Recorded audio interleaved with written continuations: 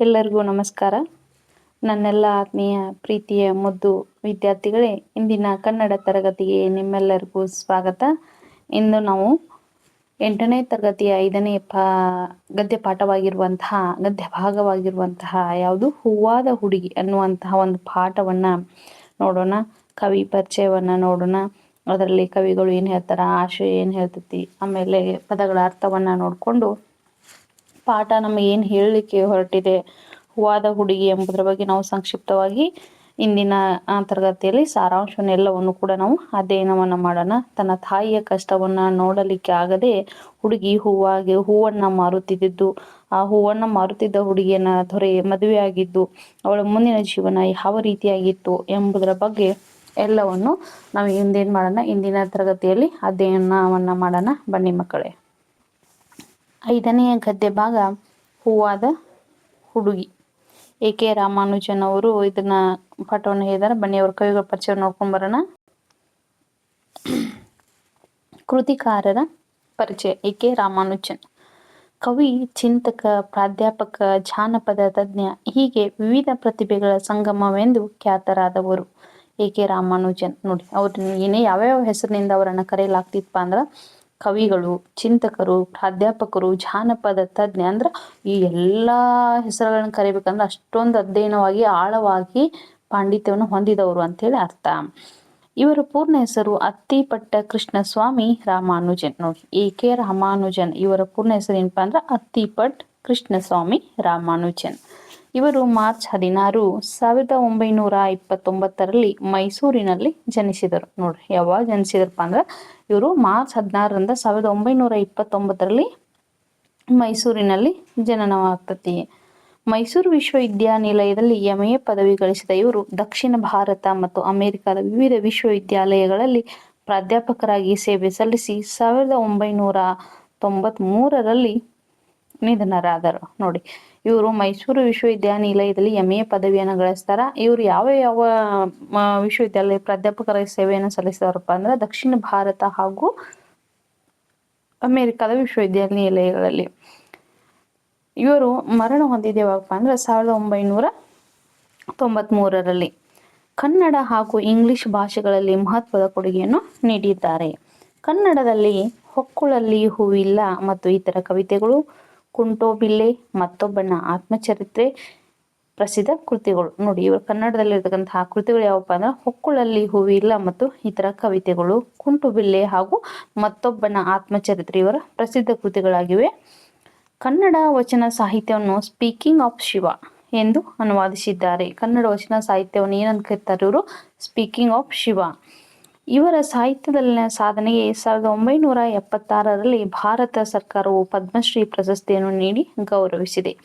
1983ರಲ್ಲಿ ಪ್ರಸಿದ್ಧ ಮ್ಯಾಕ್ Arthur fellowship ಗೌರವ ಸಂದಿದೆ. ನೋಡಿ, ಇವರ ಸಾಹಿತ್ಯಕ್ಕೆ ನೀಡುವಂತಹ ಇವರ ಕೊಡುಗೆಯನ್ನು ನೋಡಿದಂತಹ ಸರ್ಕಾರ ಇವರಿಗೆ ಯಾವ್ಯಾವ ಪ್ರಶಸ್ತಿಯನ್ನು ಕೊಟ್ಟು? ಪದ್ಮಶ್ರೀ ಪ್ರಶಸ್ತಿಯನ್ನು ಕೂಡ ಕೊಟ್ಟು, ಅದಷ್ಟೇ ಅಲ್ಲದೆ ಮ್ಯಾಕ್ ಆರ್ಥರ್ ಫೆಲೋಶಿಪ್ ಅನ್ನುವಂತಹ ಒಂದು ಪ್ರಶಸ್ತಿ ಕೂಡ ಇವರಿಗೆ ಬಂದೈತಿ. ಪ್ರಸ್ತುತ ಹೂವಾದ ಹುಡುಗಿ ಜನಪದ ಕಥೆಯನ್ನು ಶ್ರೀ ಎ.ಕೆ. ರಾಮಾನುಜನ್ ಅವರು ಸಂಪಾದಿಸಿರುವ ಸಾಲು ಸಂಪಿಗೆ ನೆರಳು ಕೃತಿಯಿಂದ ಆಯ್ದು ನಿಗದಿಪಡಿಸಿದೆ. ನೋಡಿ, ಇವರ ಹೂವಾದ ಹುಡುಗಿ ಅನ್ನುವಂತಹ ಗದ್ಯ ಭಾಗದವನ್ನ ಎಲ್ಲಿಂದ ಆಯ್ಕೆ ಮಾಡಿದಾರಪ್ಪ ಅಂದ್ರೆ ಎ.ಕೆ. ರಾಮಾನುಜನ್ ಅವರ ಕೃತಿಯಾಗಿರುವಂತಹ ಸಾಲು ಸಂಪಿಗೆ ನೆರಳು ಅನ್ನುವಂತಹ ಕೃತಿಯಿಂದ ಆಯ್ದುಕೊಳ್ಳಲಾಗಿದೆ. ಆಶಯವನ್ನು ನೋಡೋಣ. ಕೂಲಿ ಮಾಡಿ ತಮ್ಮನ್ನು ಸಾಕುತ್ತಿದ್ದ ತಾಯಿಯ ಕಷ್ಟವನ್ನು ನೋಡಿದ ಹೆಣ್ಣು ಮಗಳು ತಾಯಿಗೆ ನೆರವಾಗಲು ತಾನು ಹೂವಿನ ಗಿಡವಾಗಿ ಹೂಮಾರಿ ಹಣವನ್ನು ಸಂಗ್ರಹಿಸುವ ಈ ಹೂವಿನ ರಹಸ್ಯವನ್ನು ತಿಳಿದು ಆಕೆಯನ್ನೇ ಮದುವೆಯಾಗುವ ದೊರೆ ಮಗ. ನೋಡಿ, ಕೂಲಿ ಮಾಡಿ ಸಾಕ್ತಾ ಇರ್ತಾಳ ತನ್ನ ತಾಯಿ ಆದವಳು ತನ್ನ ಮಗಳನ್ನ ಯಾವ ರೀತಿಯಾಗಿ ಕೂಲಿ ಮಾಡಿ ಸಾಕುತ್ತಿದ್ದಂತಹ ತಾಯಿಯ ಕಷ್ಟವನ್ನು ನೋಡಿದಂತಹ ಮಗಳು ಏನ್ ಮಾಡ್ತಾರಪ್ಪ, ನಾನು ನನ್ನ ತಾಯಿಗೆ ಸಹಾಯವನ್ನ ಮಾಡ್ಬೇಕು, ನನ್ನ ತಾಯಿಗೆ ನಾನು ಏನಾದರೂ ಸಂಪಾದನೆಯನ್ನು ಮಾಡ್ಕೊಡ್ಬೇಕಂತ ಅನ್ಕೊಂಡು ಹೂವಿನ ಗಿಡವಾಗಿ ಹೂ ಮಾರಿ ಬಂದಿರುವಂತಹ ಹಣದಿಂದ ತನ್ನ ತಾಯಿಯನ್ನ ಸಾಕ್ತಾ ಇರ್ತಾಳ. ಈ ರಹಸ್ಯವನ್ನ ತಿಳಿದಿರುವಂತಹ ಆ ಊರಿನ ರಾಜ ಏನ್ ಮಾಡ್ತಾನ, ರಾಜನ ಮಗ ಅವಳನ್ನ ಮದುವೆ ಆಗ್ತಾನ.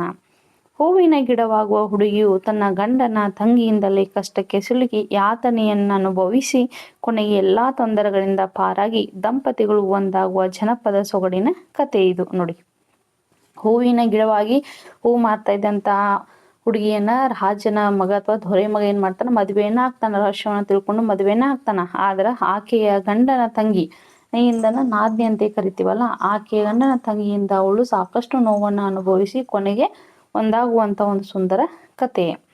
ಇಲ್ಲಿನ ಹೆಣ್ಣಿನ ಸಹನೆ, ದಾಂಪತ್ಯದ ಅನ್ಯೋನ್ಯತೆ, ಪ್ರೀತಿ, ಸಹಕಾರ, ಮನೋಭಾವಗಳ ಮೌಲ್ಯವನ್ನು ತಿಳಿಸುವ ಆಶಯ ಇಲ್ಲಿದೆ ನೋಡಿ. ಈ ಪಾಠದಲ್ಲಿ ನಾವು ಏನೇನ್ ಮಾಡ್ಬೋದು, ಗಂಡ ಹೆಂಡತಿ ಮಧ್ಯೆ ಇರ್ತಕ್ಕಂತಹ ದಾಂಪತ್ಯದ ಮಧ್ಯೆ ಇರ್ತಕ್ಕಂತಹ ಅನ್ಯೋನ್ಯತೆ ಯಾವ ರೀತಿಯಾಗಿತ್ತು, ಪ್ರೀತಿ, ಸಹಕಾರ ಹಾಗೂ ಮನೋಭಾವಗಳ ಮೌಲ್ಯ ಯಾವ ರೀತಿಯಾಗಿತ್ತು ಎಂಬುದನ್ನ ನಾವು ಇಲ್ಲಿ ನೋಡ್ಬೋದು. ಪದಗಳ ಅರ್ಥವನ್ನ ನೋಡಿ. ಐಸಿರಿ ಅಂದ್ರ ಐಶ್ವರ್ಯ ಅಥವಾ ಸಂಪತ್ತು, ಕುತೂಹಲ ಅಂದ್ರ ಅನುಭವಿಸುವ, ತಿಳಿದುಕೊಳ್ಳುವ ಹಂಬಲ, ಆಶ್ಚರ್ಯ, ಉತ್ಸುಕತೆ, ಕೊಪ್ಪರಿಗೆ ಅಂದ್ರ ಕಡಾಯಿ, ಗುಮ್ಮಾಗಿ ಅಂದ್ರ ಸುಮ್ಮನೆ, ಯಾರ ಬಳಿಯಲ್ಲಿ ಮಾತನಾಡದೆ ಇರುವುದು, ಗೋಸಾಯಿ ಅಂದ್ರ ಸನ್ಯಾಸಿ ಅಥವಾ ಬಹಿರಾಗಿ, ತಿಕ್ಕಲು ಅಂದ್ರ ಬುದ್ಧಿ ಭ್ರಮಣೆ, ಹುಚ್ಚು. ಈಗ ಅಂತಿರ್ತಾರ ನೋಡ್ರಿ ಹಳ್ಳಿಗಳೆಲ್ಲ, ಯಾಕ ತಿಕ್ಕಲ್ ತರ ಆಡ್ತಿದೀಯ ಅಂತಿರ್ತಾರಲ್ಲ, ಅದೇ ರೀತಿ. ದಾದೇರು ಅಂದ್ರ ಸೇವಕಿಯರು, ದೀರ್ಸು ಅಂದ್ರ ವಸ್ತ್ರ ಅಥವಾ ಬಟ್ಟೆ, ಮೊಗ್ಗೆ ಅಂದ್ರ ಬೊಗಸೆ ತುಂಬ, ಮೋರಿ ಅಂದ್ರ ಚರಂಡಿ ಅಥವಾ ಗಟಾರ, ಯಥಾಸ್ಥಿತಿ ಅಂದ್ರ ಮೊದಲು ಇದ್ದಂತಹ ಒಂದು ರೀತಿ, ಸಂಭ್ರಮ ಅಂದ್ರ ಸಂತೋಷ, ಸುರಹೊನ್ನೆ ಅಂದ್ರ ಒಂದು ಜಾತಿಯ ಹೂವಿನ ಮರ, ಪಣ್ಣಾಗ ಅಂತ ಅರ್ಥ. ಹೂವಾದ ಹುಡುಗಿ ಪಾಠವನ್ನು ಪ್ರಾರಂಭಿಸೋನ್ವೆ. ಪ್ರವೇಶದಾಗ ಏನ್ ಹೇಳ್ತಾರ ನೋಡೋಣ ಬನ್ನಿ. ಇಂದಿನ ಶಿಷ್ಟ ಸಾಹಿತ್ಯ ಸಂಪತ್ಭರಿತವಾಗಿ ಬೆಳೆಯಲು ಜನಪದ ಸಾಹಿತ್ಯವೇ ಬುನಾದಿಯಾಗಿದೆ. ಆದುದರಿಂದ ಕನ್ನಡ ಸಾಹಿತ್ಯದಲ್ಲಿ ಜನಪದ ಸಾಹಿತ್ಯಕ್ಕೆ ವಿಶೇಷವಾದ ಸ್ಥಾನವಿದೆ. ನೋಡಿ ಏನ್ ಹೇಳ್ತಾರಪ್ಪ ಅಂದ್ರೆ, ನಮ್ಮ ಇಂದಿನ ಶಿಷ್ಟ ಸಾಹಿತ್ಯ ಅತ್ಯಂತ ಪರಿಣಿತಿಯಾಗಿ ಪ್ರಭಾವಿಯಾಗಿ ಬೆಳೆಯಕ್ಕೆ ಕಾರಣ ಅಂತಂದ್ರೆ ಜನಪದ ಸಾಹಿತ್ಯ ನೀಡುವಂತಹ ಅದ್ಭುತ ಕೊಡುಗೆ ಅಂತ ಹೇಳ್ಬೋದು. ನಮ್ಮ ಕನ್ನಡ ಸಾಹಿತ್ಯದಲ್ಲಿ ಅದಕ್ಕೆ ತನ್ನದೇ ಆದಂತಹ ಒಂದು ಗೌರವವನ್ನ ನೀಡಲಾಗಿದೆ.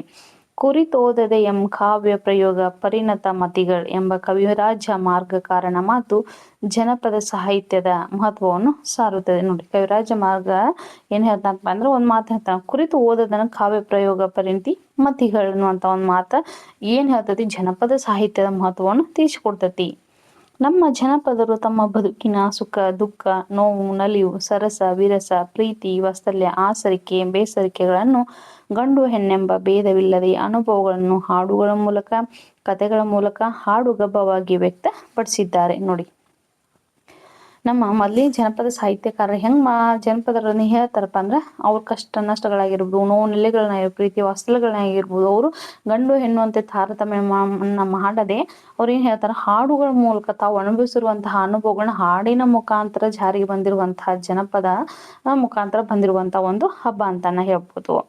ಹಿಂದೆ ಅವಿಭಕ್ತ ಕೌಟುಂಬಿಕ ವ್ಯವಸ್ಥೆಯಲ್ಲಿ ಅಜ್ಜ ಅಜ್ಜಿಯರು ಹೇಳುತ್ತಿದ್ದ ರೋಮಾಂಚನವನ್ನು ಉಂಟು ಮಾಡುತ್ತಿದ್ದ ಕಥೆಗಳು, ಕುತೂಹಲ ಕೆರಳಿಸುವ, ಕಲ್ಪನಾ ಲೋಕದ ಬಾಗಿಲು ತೆರೆಸುವ, ಮನಸ್ಸಿಗೆ ಮುದ ನೀಡುವ ಮಕ್ಕಳ ಮೂಲಕ ಮಕ್ಕಳಲ್ಲಿ ಜ್ಞಾಪಕ ಶಕ್ತಿ, ಕಲ್ಪನಾ ಶಕ್ತಿ ಬೆಳೆಸುತ್ತಿದ್ದವು. ನೋಡ್ರಿ, ಅವಿಭಕ್ತ ಕುಟುಂಬ ಅಂದ್ರೆ ಅಲ್ಲಿ ಯಾರಿರ್ಬೇಕು, ಅಜ್ಜ ಅಜ್ಜಿ, ಅಪ್ಪ ಅಮ್ಮ, ಆಮೇಲೆ ಮಕ್ಕಳು, ಕಾಕ ಕಾಕಿ, ದೊಡ್ಡಪ್ಪ ದೊಡ್ಡಮ್ಮ ಅಂದ್ರೆ ಚಿಕ್ಕಪ್ಪ ಚಿಕ್ಕಮ್ಮ ಎಲ್ಲರೂ ಇರುವಂತಹ ಒಂದು ಕುಟುಂಬಕ್ಕೆ ನಾವು ಅವಿಭಕ್ತ ಕುಟುಂಬ ಅಂತೀವಿ.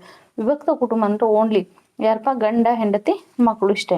ಆದ್ರೆ ವಿಭಕ್ತ ಕುಟುಂಬ ವಿಭಕ್ತ ಕುಟುಂಬದಲ್ಲಿ ಬೆಳೆದಿರುವಂತಹ ನಾವುಗಳು ಹೆಂಗಪ್ಪ ಅಂತಂದ್ರೆ, ಅಜ್ಜಿ ಕಥೆಗಳನ್ನ ಹೇಳ್ತಾರ, ಮಗುಳಾಕತ್ರ ಸಮಾಧಾನ ಮಾಡೋರು ಇರ್ತಾರ, ಲಾಲನೆ ಪಾಲನೆ ಮಾಡೋರು ಇರ್ತಾರ. ಅವರೆಲ್ಲ ಮೈ ರೋಮಾಂಚನವಂತ ಕಥೆಗಳನ್ನ ಕೇಳ್ತಿದ್ದ ಮಕ್ಕಳಲ್ಲಿ ಜ್ಞಾಪಕ ಶಕ್ತಿ ಬರ್ತಾ ಇತ್ತು, ಕಲ್ಪನಾ ಶಕ್ತಿ ಉಂಟಾಗ್ತಾ ಇತ್ತು ಅಂತ ಹೇಳ್ತಾರ.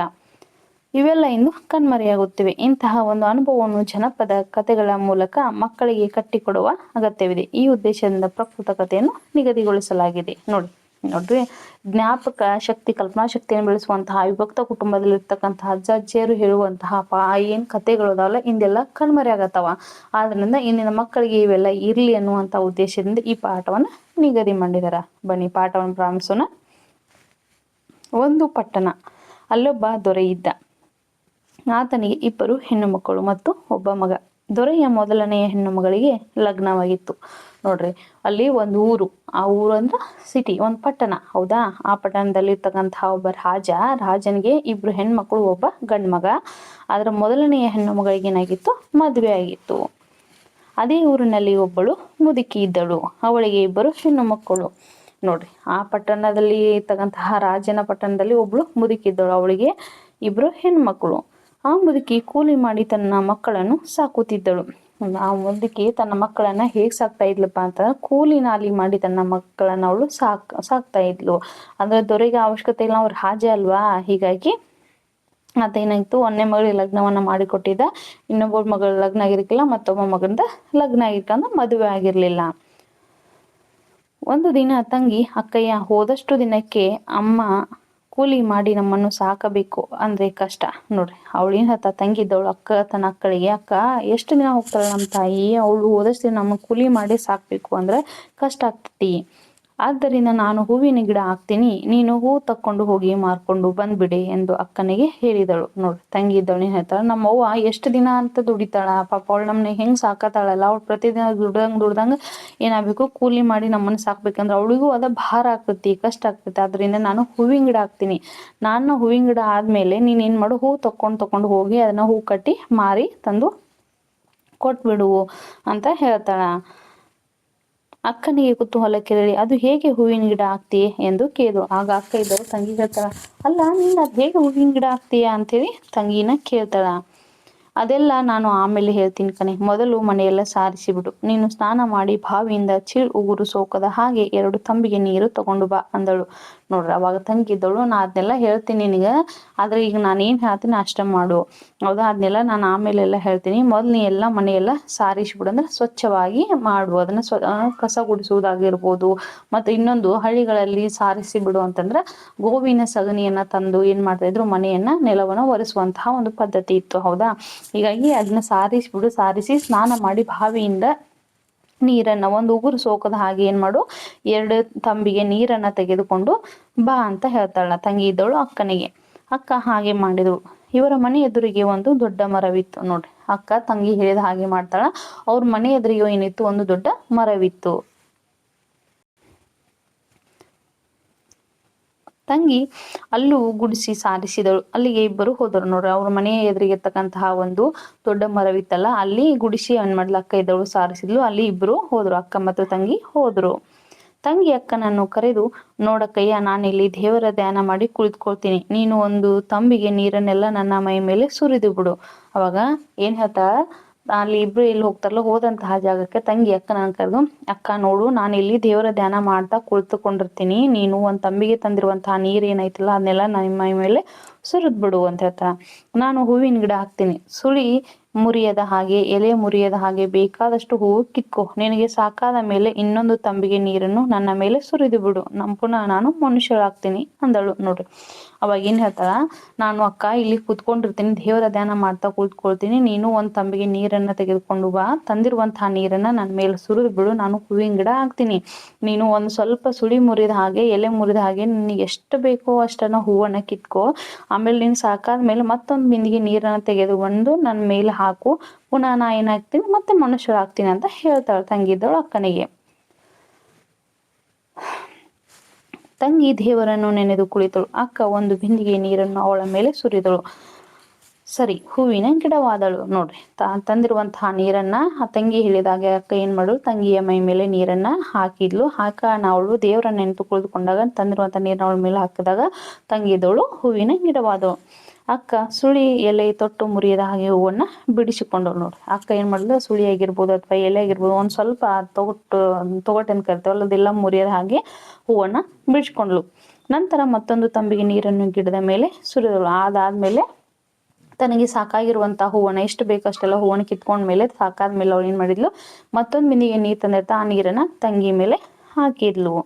ಯಥಾಸ್ಥಿತಿ ಅಂತ ತಂಗಿ ಲಕ್ಷಣವಾಗಿ ಮನುಷ್ಯರಾದಳು. ನೋಡ್ರಿ ಮತ್ತೆ ತಂಗಿದವಳು ಇನ್ನು ಮೊದಲನೇ ಯಾವ ಸ್ಥಿತಿಯಲ್ಲಿ ಇದ್ದಲ್ಲ, ಅವಳು ಯಥಾಸ್ಥಿತಿ ಅಂತೆ ಅವಳು ಮನುಷ್ಯಳಾದ್ಲು. ಅನಂತರ ಇಬ್ಬರು ಆ ಹೂವನ್ನೆಲ್ಲ ಬುಟ್ಟಿಗೆ ತುಂಬಿ ಮನೆಗೆ ತಂದರು. ನೋಡ್ರಿ ಅವ್ರಿಬ್ರು ಆಮೇಲೆ ಮಾಡ್ರು, ತಂದಿರುವಂತಹ ಅಲ್ಲಿ ಏನು ಕಿತ್ಕೊಂಡಿರುವಂತಹ ಹೂವನ್ನೆಲ್ಲ ಬುಟ್ಟಿಗೆ ತುಂಬಿಕೊಂಡು ಮನೆಗೆ ತಗೊಂಬಂದ್ರು. ಇಬ್ಬರು ಸೇರಿ ಹೂವು ಕಟ್ಟಿದ್ರು. ಎಲ್ಲಿಗೆ ತೆಗೆದುಕೊಂಡು ಹೋಗಿ ಮಾರಲಿ ಅಂದಳು ದೊಡ್ಡವಳು. ನೋಡ್ರಿ ಇಬ್ರು ಅಕ್ಕ ತಂಗಿ ಏನ್ ಮಾಡಿ ತಂದಿರುವಂತಹ ಹೂವನ್ನ ಕಟ್ಟಿದ್ರು. ಇರುವಂತಹ ಹೂವನ್ನ ಕಟ್ಟಿ ಮಾಲೆಯನ್ನ ಮಾಡಿ ಎಲ್ಲಿ ತೆಗೆದುಕೊಂಡು ಹೋಗಿ ಮಾರಬೇಕು ಅಂತ ಅಕ್ಕ ಇದ್ದವಳು ತಂಗಿ ಕೇಳ್ತಾ, ನಮಗೋಸ್ಕರ ನೋಡಿ ಅಕ್ಕಯ್ಯ ದೊರೆ ಮನೆಗೆ ತಗೊಂಡು ಹೋಗು, ಅವರು ಹೆಚ್ಚಿಗೆ ಹಣ ಕೊಡುತ್ತಾರೆ, ಅಮ್ಮ ನಮಗೋಸ್ಕರ ಯಾವಾಗಲೂ ಕೂಡ್ಲಿ ಮಾಡುತ್ತಿರುತ್ತಾಳೆ. ಹೆಚ್ಚು ಹಣ ಕೂಡಿ ಹಾಕಿ ಅಮ್ಮನಿಗೆ ತೋರಿಸೋಣ ಅಂದಳು ಚಿಕ್ಕವಳು. ನೋಡು ಅವಾಗ ಅಕ್ಕನಿಗೆ ಏನ್ ಹೇಳ್ತಾಳ ತಂಗಿದಳು, ಅಕ್ಕ ಇದನ್ನ ದೊರೆ ಮನೆಗೆ ಏನ್ ನಮ್ಮ ಊರಲ್ಲಿ ಆ ರಾಜನಲ್ಲ, ರಾಜನ ಮನೆಗೆ ತೆಗೆದುಕೊಂಡು ಹೋದೆ ಅಂದ್ರೆ ಅವರು ನಮ್ಗ ಹೂವನ್ನ ತೆಗೆದುಕೊಂಡು ನಮ್ಗೆ ಹೆಚ್ಚಿಗೆ ಹಣವನ್ನು ಕೊಡ್ತಾರ. ಅದರಿಂದ ನಾವು ಏನ್ ಮಾಡ್ತೇವೆ, ನಮಗೋಸ್ಕರ ನಮ್ಮವ್ವ ಏನ್ ಕೆಲಸ ಮಾಡ್ತಾಳ, ನಮ್ಮಮ್ಮ ಕೆಲಸ ಕೂಲಿ ಮಾಡತ್ತಾಳ, ನಾವು ಕೂಲಿ ಮಾಡ್ತಾ ಇರ್ತಾಳ, ನಾವು ಇನ್ನೂ ಹೆಚ್ಚು ಹೆಚ್ಚು ಹಣವನ್ನು ಕೂಡಿ ಹಾಕಿ ನಮ್ಮ ತಾಯಿಗೆ ಕೊಡೋಣ, ಇಬ್ರು ತೋರ್ಸೋಣ ಅಂತ ತಂಗಿ ಅಕ್ಕನಿಗೆ ಹೇಳ್ತಾಳ.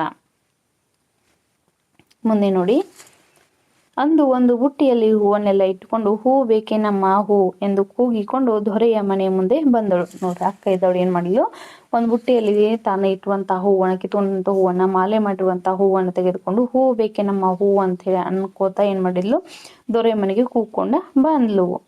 ದೊರೆಯ ಚಿಕ್ಕ ಮಗಳು, ಅಮ್ಮ ಹೂ ಘಮ ಘಮ ಅಂತಾವೆ ಕೊಡಿಸಿಕೊಡು ಅಂದಳು. ನೋಡ್ರಿ ಅವಾಗ ದೊರೆಯ ಚಿಕ್ಕ ಮಗಳು ಏನ್ ಮಾಡ್ತಾಳಪ್ಪ ಅಂತಂದ್ರ, ಮೊದಲನೇ ಮಗಳ ಮದ್ವೆ ಆಗಿರುತ್ತಾ, ಇನ್ನೊಬ್ಬ ಮಗನ್ ಮದ್ವೆ ಆಗಿರಲ್ಲ, ಇನ್ನೊಬ್ಳು ತಂಗಿದ್ದವಳು ಮದ್ವೆ ಆಗಿರಲ್ಲ. ಹೀಗಾಗಿ ಅವಳು ಎಂತ, ಅಮ್ಮ ಹೂ ಘಮ ಘಮ ಅಂತೆ ವಾಸನೆ ಬರಾಕತ್ತಾವ, ನನಗ ಹೂ ಕೊಡಸಮ್ಮ ಅಂತೆ ದೊರೆಯ ಚಿಕ್ಕ ಮಗಳು ಕೇಳ್ತಾಳ.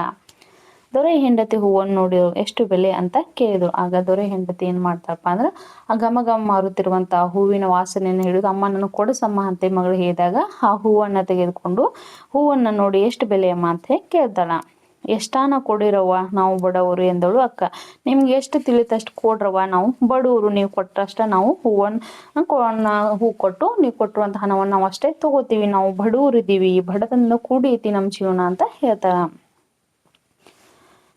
ದೊರೆ ಹೆಂಡತಿ ಹೂವು ತಗೊಂಡು ಒಂದು ಮೊಗೆ ಹಣ ಕೊಟ್ಟಳು. ಆಗ ದೊರೆ ಹೆಂಡತಿ ಏನ್ ಮಾಡಿದ್ರು, ಹೂವನ್ನು ತೆಗೆದುಕೊಂಡು ಒಂದು ಮೊಗೆಯಷ್ಟು ಹಣವನ್ನು ಅವಳಿಗೆ ಕೊಟ್ಟಳು. ಅವಾಗ ಬೊಕ್ಸೆ ತುಂಬಾ ಏನ್ ಮಾಡ್ತಾಳ, ಹಣವನ್ನ ಕೊಟ್ಲು. ಅಕ್ಕ ಮೊಗೆ ಹಣವನ್ನು ತಂದು ತಂಗಿಗೆ ತೋರಿದ್ರು. ಆಗ ಅಕ್ಕ ಏನ್ ಮಾಡಿದ್ರು, ದೊರೆ ಹೆಂಡತಿ ಕೊಟ್ಟಿರುವಂತಹ ಬೊಗಸೆ ತುಂಬ ಕೊಟ್ಟಿರುವಂತಹ ಹಣವನ್ನು ತೆಗೆದುಕೊಂಡು ಬಂದು ತನ್ನ ತಂಗಿಗೆ ತೋರಿಸ್ತಾಳ. ಅಕ್ಕಯ್ಯ ಅಮ್ಮನಿಗೆ ಹೇಳಬೇಡ, ಮುಚ್ಚಿಡು ಅಂದಳು. ಆಗ ತಂಗಿ ಇದ್ದಳು, ಅಕ್ಕ ನೀನ್ ತಂದಿರುವಂತಹ ಹಣವನ್ನ ಅಮ್ಮನಿಗೆ ಹೇಳ್ಬೇಡ, ಅದನ್ನ ಮುಚ್ಚಿಡು ಅಂತ ಹೇಳ್ತಾಳ. ಹೀಗೆ ಕೆಲವು ದಿನ ಮಾಡಿದ್ರು. ಒಟ್ಟು 5 ಮೊಗೆ ಹಣವಾಯ್ತು. ಹೀಗೆ ಕೆಲವು ದಿನ ಹಿಂಗೆ ಅವ್ರು ಏನ್ ಮಾಡ್ತಾರೋ, ಹೂವಿನ ಎಲ್ಲ ಸಾರಿಸಿ ನೀರನ್ನ ತಂದು ತಂಗಿಯ ಮೇಲೆ ಸುರಿದು ಹೂವನ್ನ ಕಿತ್ಕೊಳ್ಳೋದು, ಹೂವು ಮಾರೋದು, ಅದ್ರ ಮತ್ತೆ ತಂಗಿ ಮನುಷ್ಯಳಾಗೋದು, ನೀರನ್ನ ಹಾಕಿ ಹಿಂಗೆಲ್ಲ ಮಾಲೆ ಕಟ್ಟೋದು ಮಾಡ್ತಾ ಇದ್ದಾರೆ. ಹೀಗಾಗಿ ಕುಡಿಸೋರು 5 ಮೊಗೆ ಅಂತಂದ್ರೆ 5 ಬೊಗಸೆ ತುಂಬಾ ಹಣವಾಯಿತು. ಅಕ್ಕ ಅಮ್ಮನಿಗೆ ತೋರಿಸೋಣ ಅಂದಳು. ಆಗ ಅಕ್ಕ ಇದ್ದೇವೆ ಅಂತ ಅಮ್ಮನಿಗೆ ತೋರಿಸೋಣ, ಬೇಡವೇ ತಂಗಿ ನಮ್ಮ. ಅವಾಗ ತಂಗಿ ಇದ್ದವಳು ಏನ್ ಹೇಳ್ತಾಳ, ಅಮ್ಮನಿಗೆ ತೋರಿಸೋಣ ಅಂದಾಗ ಅಕ್ಕ ಏನ್ ಹೇಳ್ತಾ, ಬ್ಯಾಡ್ವಾ ತಂಗಿ ಅಮ್ಮ ಹೊಡಿತಾಳೆ ಅಂತ ಅವರವರೇ ಮಾತಾಡಿಕೊಂಡರು. ಈ ಹುಡುಗಿಯರಿಗೆ ಸಂಪಾದನೆ ಮಾಡೋ ಆಸೆ. ಆಗ ಬ್ಯಾಡ, ತೋರ್ಸೋದ್ ಬೇಡ, ನಾವು ತೋರಿಸಿದ್ರೆ ಅಮ್ಮ ನಮ್ಮಿಬ್ಬರನ್ನು ಬಡಿತಾಳ, ಅದಕ್ಕಾಗಿ ನಾವಿಬ್ರು ಮಾತಾಡ್ಕೊಂಡು ಸುಮ್ಮಾಗ್ತಾರ. ಆದ್ರೆ ಹುಡುಗಿಯರಿಗೆ ಸಂಪಾದನೆ ಮಾಡುವಂತ ಆಸೆ ಇನ್ನೂ ಇರ್ತತಿ. ಈ ಹೂವು ದೊರೆ ಮಗನ ಕಣ್ಣಿಗೆ ಬಿತ್ತು, ಒಳ್ಳೆ ಘಮ ಘಮ ಅನ್ನುತ್ತಿತ್ತು. ನೋಡ್ರಿ ಹೀಗೆ ಪ್ರತಿದಿನ ಅವರಿಬ್ರು ಮಾಡ್ತಾ ಇರುವಂತಹ ಸಂದರ್ಭದಲ್ಲಿ, ಹೂವನ್ನ ತೆಗೆದುಕೊಂಡು ಬಂದು ಮಾರುತ್ತಿರುವಂತಹ ಸಂದರ್ಭದಲ್ಲಿ ಈ ಹೂವು ಮಾರುವಂತಹ ಹುಡುಗಿಯ ಮೇಲೆ ದೊರೆ ಮಗ ಏನಿದಿಲ್ಲ ಅವನ್ ಕಣ್ ಬಿತ್ತು. ಅವಾಗ ಒಳ್ಳೆ ಘಮ ಘಮ ಅಂತ ವಾಸನೆ ಬರ್ತಾ ಇದ್ದ ಹೂವನ್ನ ನೋಡಿದ. ಅಂತಹ ಸೊಗಸಾದ ಹೂವನ್ನು ಅವನೆಂದು ನೋಡೇ ಇರಲಿಲ್ಲ. ಆದ್ರೆ ಇಂಥ ಇಷ್ಟೊಂದು ಸೊಗಸಾಗಿರುವಂತಹ ಹೂವನ್ನ ದೊರೆ ಮಗ ಏನಾಗಿರ್ತಾನ ಎಂದು ನೋಡಿರಂಗಿಲ್ಲ. ಈ ಹೂವನ್ನು ಯಾರು ತಂದು ಕೊಡುತ್ತಾರೆ ಎಂದು ಯೋಚಿಸಿ ಆ ದೊಡ್ಡ ಹುಡುಗಿ ತಂದು ಕೊಡುವುದನ್ನು ನೋಡಿ ಅವಳನ್ನೇ ಹಿಂಬಾಲಿಸಿ ಹೋಗಿ ನೋಡಿದ.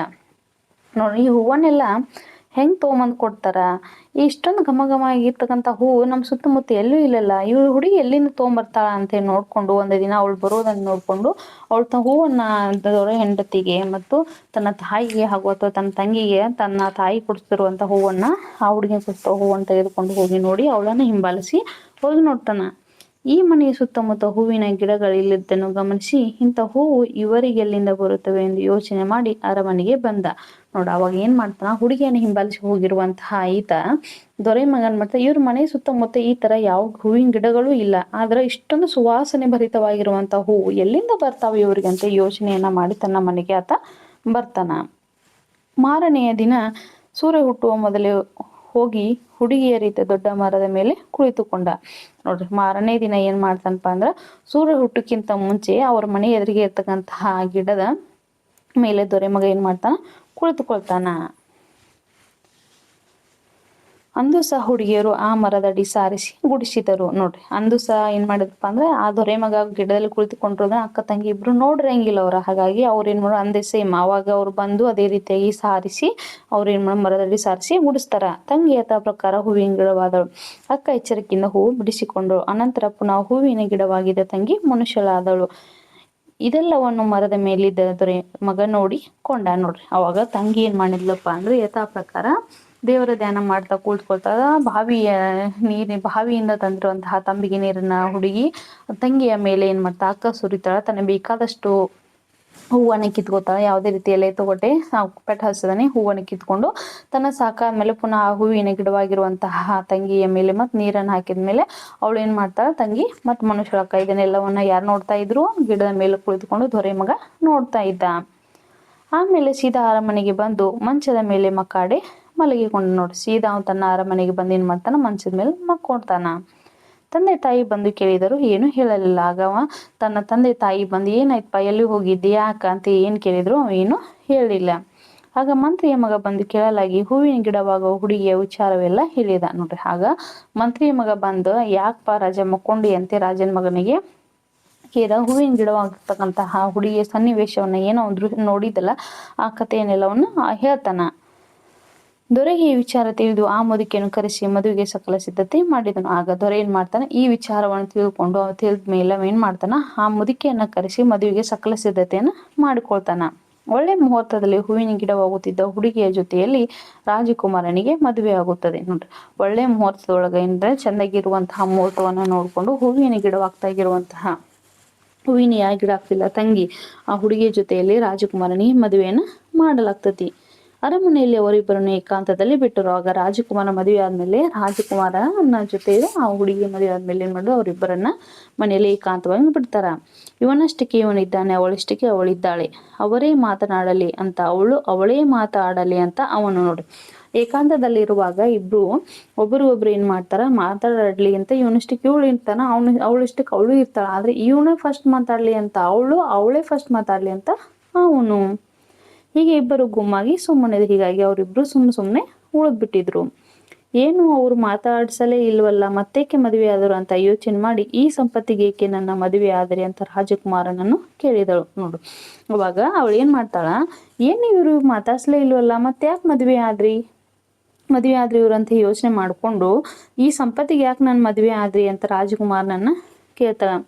ನಾನು ಹೇಳಿದ ಹಾಗೆ ಕೇಳಿದ್ರೆ ಮಾತಾಡ್ತೀನಿ, ಇಲ್ಲದೆ ಇದ್ರೆ ಇಲ್ಲ ಎಂದು ಹೊರಟಾಗಿ ಹೇಳಿದ ದೊರೆ ಮಗ. ಅವಾಗ ನಾನು ಹೇಳಿದ ಹಾಗೆನೆ ಕೇಳಿದ್ರೆ ಮಾತ್ರ ನಾನು ಮಾತಾಡ್ತೀನಿ, ಇಲ್ಲ ಅಂದ್ರೆ ನಾ ಮಾತಾಡಲ್ಲ ಅಂತೇಳಿ ತುಂಬಾ ಕೋಪದಿಂದ ಹೊರಟುತನದಿಂದ ನಾವೇನ್ ಮಾಡ್ತಾನ ಅವಳ ಹತ್ರ ಮಾತಾಡ್ತಾನ. ಪತಿ ಮಾತು ಕೇಳದೆ ಉಂಟೆ ಅದೇನು ಹೇಳಿ ಅಂದಳು.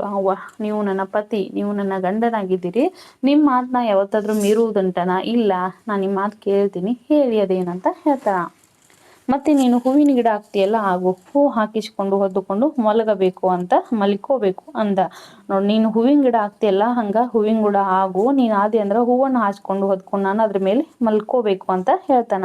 ಸ್ವಾಮಿ, ನಾನು ದೇವರಲ್ಲ, ದೆವ್ವವಲ್ಲ, ಎಲ್ಲಾರ ಹಾಗೆ ನಾನು ನರ ಮನುಷ್ಯಳು ನೋಡ್ರಿ. ಸ್ವಾಮಿ ನಾನು ತನ್ನ ಪತಿಗೆ ತನ್ನ ಗಂಡನ ಹೇಳ್ತಾರೆ, ಸ್ವಾಮಿ ನಾನು ದೇವರಲ್ಲ, ನಾ ದೆವ್ವನೂ ಅಲ್ಲ, ಯಾವುದೇ ಭೂತ ಪಿಸಾಚಿನೂ ಅಲ್ಲ, ಯಾವುದೇ ದೇವತಾ ಪುರುಷನೂ ಅಲ್ಲ, ದೇವತೆನೂ ಅಲ್ಲ, ದೇವರು ಅಲ್ಲ, ಎಲ್ಲರ ಹಾಗೆ ನಾನು ಕೂಡ ನಿಮ್ಮ ಹಾಗೆ ನಾನು ಮನುಷ್ಯಳಿದ್ದೀನಿ. ಮನುಷ್ಯರು ಹೂವಿನ ಗಿಡ ಹಾಕೋದುಂಟೆ ಎಂದಳು ಧೈರ್ಯದಿಂದ ನೋಡು. ಎಂದಾದ್ರೂ ನರಮಾನವರು ಹೂವಿನ ಗಿಡ ಹಾಕ್ತಾರನ ಅಂತ ಏನ್ ಮಾಡ್ತಾಳ ನಮ್ಮ ವಿನಮ್ರತೆಯಿಂದ ಅವಳು ಹೇಳ್ತಾಳ. ಈ ಕಳ್ಳಾಟವೆಲ್ಲ ಬೇಡ, ಅವತ್ತು ನೀನು ಹೂವಿನ ಗಿಡ ಆಗಿದ್ದನು ಕಣ್ಣಾರೆ ನಾನು ನೋಡಿದೆ ನೋಡಿ. ಈ ಕಳ್ಳಾಟವೆಲ್ಲ ನನ್ನ ಹತ್ರ ಬೇಡ. ನೀನು ಅವತ್ತು ನಿಮ್ಮ ಮರದಡಿ, ಮನೆಯ ಮುಂದೆ ಇರ್ತಕ್ಕಂತಹ ಮರದಡಿ ನೀನು ಹೂವಿನ ಗಿಡ ಆಗಿದ್ದನ್ನು ನಾನು ಕಣ್ಣಾರೆ ನೋಡಿದ್ದೀನಿ. ನನ್ನ ಮುಂದೆ ನೀನು ಹೂವಿನ ಗಿಡ ಆಗದಿದ್ದ ಮೇಲೆ ಇನ್ನಾರ ಮುಂದೆ ಆಗ್ತೀಯ ಎಂದು ಸಿಟ್ಟಾದ ನೋಡುವಾಗ ಏನ್ ಮಾಡ್ತಾನವ, ನೀನ್ ನನ್ನ ಮುಂದೆನ ಇಷ್ಟೆಲ್ಲ ಹೇಳಿದ್ರು ಹೂವಿನ ಗಿಡ ಆಗ್ತಾ ಇಲ್ಲಲ್ಲ, ಇನ್ಯಾರ ಮುಂದೆ ಆಗಕ್ಕಿದಿ ಅಂತ ಹೇಳಿ ಸಿಟ್ಟು ಮಾಡ್ಕೋತಾನ. ಕಣ್ಣೀರನ್ನು ಸೆರಗಿನಿಂದ ಒರೆಸಿಕೊಂಡು, ಸ್ವಾಮಿ ಸಿಟ್ಟಾಗಬೇಡಿ, 2 ತಂಬಿಗೆ ನೀರನ್ನು ತರಿಸಿ ಮಂತ್ರಿಸಿ ಕೊಟ್ಟು ನೀರನ್ನು ಹಾಕುವ ವಿಧಾನ ಹಾಗೂ ಹೂವನ್ನು ಬಿಡಿಸುವ ವಿಧಾನವನ್ನು ಹೇಳಿ ದೇವರನ್ನು ನೆನೆಯುತ್ತಾ ಕುಳಿತಳು ನೋಡಿ. ಅವಾಗ ಒಂದು ಸಿಟ್ಟಾದ್ಮೇಲೆ ಕಣ್ಣೀರನ್ನು ತನ್ನ ಸೆರಗಿನ ಒರೆಸ್ಕೊಂಡು, ಸ್ವಾಮಿ ನೀವು ಸಿಟ್ಟಾಗಬೇಡಿ, 2 ತಂಬಿಗೆ ನೀರನ್ನು ತೆಗೆದುಕೊಂಡು ಬರ್ರಿ, ಮಂತ್ರಿಸ್ಕೊಂಡು ಅವನು ಏನು ಹೇಳ್ತಾ ನೀರನ್ನು ಹೇಗೆ ಹಾಕಬೇಕು ಅದನ್ನ ಯಾವ ರೀತಿಯಾಗಿ ಅವಳು ಅಕ್ಕ ಇದ್ದವಳು ಯಾವ ರೀತಿಯಾಗಿ ಮಾಡ್ತಾ ಇದ್ಲಲ್ಲ ಆ ರೀತಿಯಾಗಿ ಹೂವನ್ನು ಬಿಡಿಸುವಂತಹ ವಿಧಾನವನ್ನು ಹೇಳ್ತಾ ಅವಳು ದೇವರ ಧ್ಯಾನವನ್ನು ಮಾಡ್ತಾ ಕುಳಿತುಕೊಳ್ತಾಳ. ದೊರೆ ಮಗ ನೀರನ್ನು ಸುದ್ದ ಕೂಡಲೇ ಹೂವಿನ ಗಿಡವಾದ. ಆಗ ದೊರೆ ಮಗ ಏನ್ ಮಾಡ್ತಾನ, ತನ್ನ ಹೆಂಡತಿ ಹೇಳಿದ ಹಾಗೆ ತಾನು ತಂದಿರುವಂತ ನೀರನ್ನ ಅವಳ ಮೇಲೆ ಸುರಿದ ಮೇಲೆ ಅವಳು ಹೂವಿನ ಗಿಡವಾಗ್ತಾಳ.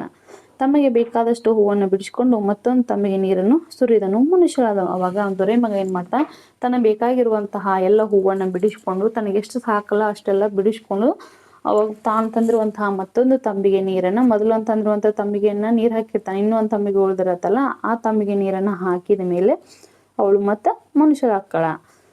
ಇಬ್ಬರು ಅನ್ನದಿಂದ ಹೂವು ಹಾಸಿಕೊಂಡು ಓದ್ಕೊಂಡು ಮಲಗಿದ್ರು. ಆಗ ಇಬ್ರು ಖುಷಿಯಿಂದ ಸಂತೋಷದಿಂದ ತಾವು ಕಿತ್ಕೊಂಡಿರುವಂತಹ ಹೂವನ್ನು ಹಾಸಿಕೊಂಡು ಓದ್ಕೊಂಡು ಮಲಗ್ತಾರ. ಹೀಗೆ ಕೆಲವು ದಿನ ಕಳೆಯಲು ಅರಮನೆಯ ಪಕ್ಕದಲ್ಲಿ ಬಾಡಿದ ಹೂವಿನ ರಾಶಿಯನ್ನು ನೋಡಿದ ದೊರೆಯ ಕಿರಿಮಗಳು. ಆಗ ಹೀಗೆ ಸ್ವಲ್ಪ ದಿನ ಹಿಂಗೆ ಆಗ್ತಾ ಇರ್ತೈತೆ. ಆದ್ಮೇಲೆ ಏನಾಗ್ತತಿ, ಬಾಡಿರುವಂತಹ ಅರಮನೆ ಪಕ್ಕದಲ್ಲೇ ತನ್ನ ಪಕ್ಕದ ಇರ್ತೈತೆ, ಅರಮನೆ ಪಕ್ಕದಲ್ಲಿ ಬಾಡಿದ ಹೂವಿನ ರಾಶಿಯನ್ನು ನೋಡಿದಂತಹ ದೊರೆ ಇನ್ನೊಬ್ಬಳು ಮಗಳಿರ್ತಾಳ, ಅವಳು ಅದನ್ನ ನೋಡ್ತಾಳ. ಅತ್ತಿಗೆ ಮುಡಿದು ಬಿಸಾಕಿದ ಹೂವೇ ಒಂದು ರಾಶಿಯಾಗಿದೆ, ನನಗೆ ಹೂ ಕೊಟ್ಟಿಲ್ಲ ಎಂದು ತಾಯಿಗೆ ದೂರು ಹೇಳಿದಳು ನೋಡು. ಆಗ ನಮ್ಮ ಅಣ್ಣನ ಹೆಂಡತಿ ಏನದಾಳ, ಅವಳು ಹೂವನ್ನ ಮುಡ್ಕೊಂಡು ಬಿಸಾಕಿದನ್ನ ಒಂದು ರಾಶಿ ಆಗೈತೆ, ಅದ್ರ ನನಗೆ ಒಂದು ಹೂವನ್ನು ಅವಳು ಕೊಟ್ಟಿಲ್ಲ ಅಂತ ತನ್ನ ತಾಯಿಗೆ ಹೋಗಿ ದೂರನ್ನ ಹೇಳ್ತಾಳ. ಹೂ ಬೇಕಾದ್ರೆ ಕೊಡ್ತೀನಿ ಸುಮ್ಮನಿರಮ್ಮ ಎಂದು ತಾಯಿ ಸಮಾಧಾನ ಮಾಡಿದಳು. ನಿನಗೆ ಹೂ ಬೇಕಾದ್ರೆ ನಾನು ಕೊಡ್ತೀನಮ್ಮ, ನೀನು ಹೀಗೆಲ್ಲ ಜಗಳವನ್ನ ಮಾಡಬೇಡ ನಿನ್ನ ಅತ್ತಿಗೆ ಜೊತೆ ಅಂತ ಹೇಳಿ ಅನ್ಕೊಂಡು ಸಮಾಧಾನವನ್ನ ಮಗಳಿಗೆ ಮಾಡ್ತಾಳ. ಒಂದು ದಿನ ದೊರೆ ಮಗ ಎಲ್ಲೋ ಹೊರಗೆ ಹೋಗಿದ್ದ ನೋಡ್ರಿ. ಒಂದಿನ ಯಾವುದೋ ಕೆಲಸದ ಮೇಲೆ ದೊರೆ ಮಗ ಏನ್ ಮಾಡ್ತಾನ, ಹೊರಗಡೆ ಹೋಗಿರ್ತಾನ. ಹಂಗ ದೊರೆ ಮಗಳು ತನ್ನ ಸ್ನೇಹಿತರಿಗೆಲ್ಲ ಸುರ ಹೊನ್ನೆ ತೋಟಕ್ಕೆ ಉಯ್ಯಾಲೆ ಆಡೋಕೆ ಹೋಗೋಣ, ನಮ್ಮ ಅತ್ತಿಗೆ ಹೂವಿನ ಗಿಡ ಹಾಕ್ತಾಳೆ, ನೀವೆಲ್ಲರೂ ಬನ್ನಿ, ಘಮ ಘಮ ಅನ್ನೋ ಹೂ ಬೇಕಾದಷ್ಟು ಕೊಡ್ತೀನಿ ಎಂದು ಹೇಳಿ ಬಂದಳು ನೋಡ್ರಿ. ಅವಾಗ ಅವಳು ಏನ್ ಮಾಡ್ತಾ ತನ್ನ ಸ್ನೇಹಿತರಿಗೆಲ್ಲ ನಾವೆಲ್ಲ ಅಲ್ಲೇ ಹೊನ್ನೆ ತೋಟಕ್ಕೆ ಹೋಗುನು, ಉಯ್ಯಾಲೆ ಆಡಕ್ ಹೋಗುನು, ನಮ್ಮ ಅತ್ತಿಗೆ ಹೂವಿನ ಗಿಡ ಹಾಕ್ತಾಳ, ನೀವೆಲ್ಲರೂ ಬನ್ನಿ, ನಿಮಗೆ ಘಮ ಘಮ ಅನ್ನೋ ಹೂವನ್ನ ಎಷ್ಟು ಬೇಕಲ್ಲ ಅಷ್ಟು ಹೂವನ್ನ ನಾನು ಕೊಡ್ತೀನಿ ಅಂತ ಹೇಳಿ ಹೇಳ್ತಾಳ. ತಾಯಿಗೆ ಅತ್ತಿಗೆಯನ್ನು ಕಳಿಸಿಕೊಡುವಂತೆ ಕೇಳ್ತಾಳ. ಅವಾಗ ತನ್ನ ತಾಯಿ ಏನ್ ಮಾಡ್ತಾ ಅತ್ತಿಗೆಯನ್ನು ಕಳಿಸಿಕೊಡುವಂತೆ ಕೇಳ್ತಾಳ.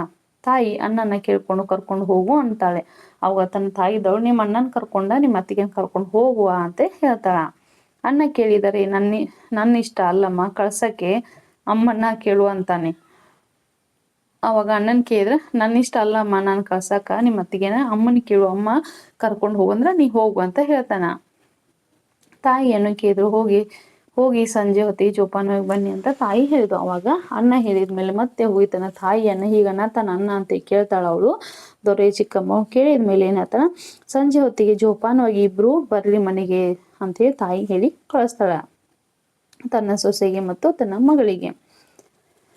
ಎಲ್ಲರೂ ಸುರಹೊನ್ನೆ ತೋಟಕ್ಕೆ ಹೋದ್ರು. ಎಲ್ಲರೂ ಏನ್ ಮಾಡಿದ್ರು, ತೋಟಕ್ಕೆ ಹೋದ್ರು. ಉಯ್ಯಾಲ ಆಡುತ್ತಾ ಇದ್ದಾಗ ಇದ್ದಕ್ಕಿದ್ದಂತೆ ದೊರೆ ಮಗಳು ಅತ್ತಿಗೆ ನೀನು ಹೂವಿನ ಗಿಡ ಹಾಕ್ತಿಯಲ್ಲ ಆಗು ಎಂದಳು.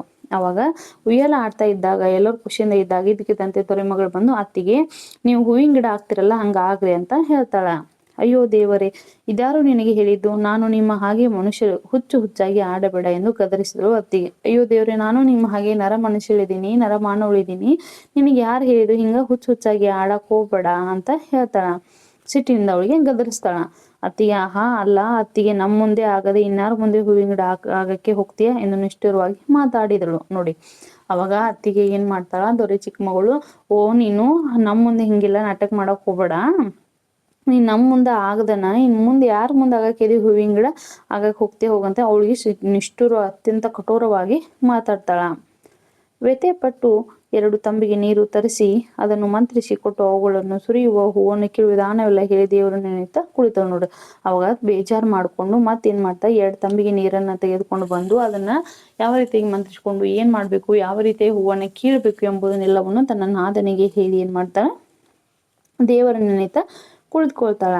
ಹುಡುಗಿಯರು ಸರಿಯಾಗಿ ಆಲಿಸದೆ ನಿರ್ಲಕ್ಷ್ಯದಿಂದ ತಂಬಿಗೆ ನೀರು ಅಡ್ಡಾದಿಡ್ಡಿಯಾಗಿ ಸುರಿದರು. ಆಕೆ ಅರ್ಧಂಬರ್ಧ ಗಿಡ ಆದಳು. ಅವಾಗ ಹುಡುಗಿಯರು ಏನ್ ಮಾಡ್ತಾರಪ್ಪ ತಮ್ಮ ಜೋಶ್ನಲ್ಲಿ ಅವರು ಖುಷಿಯಾಗಿ ಉಯ್ಯಾಲಾಡ್ತಿರ್ತಾರಲ್ಲ, ಸರಿಯಾಗಿ ಕೇಳಿಸ್ಕೊಳ್ಳೋದಿಲ್ಲ, ಅತ್ತಿ ಹೇಳೋದನ್ನ ಸರಿಯಾಗಿ ಕೇಳಿಸ್ಕೊಂಡ ನಿರ್ಲಕ್ಷ್ಯದಿಂದ ತಾವು ತಂದಿರುವಂತಹ ನೀರನ್ನ ಹೆಂಗ್ ಬೇಕು ಅಡ್ಡಾದಿಡ್ಡಿಯಾಗಿ ಸುರಿತಾರ. ಅವಾಗ ಅವಳು ಏನಕ್ಕ ಪರಿಪೂರ್ಣವಾದಂತಹ ಗಿಡವಾಗದೆ ಅರ್ಧಂಬರ್ಧ ಗಿಡ ಆಗ್ತಾಳ.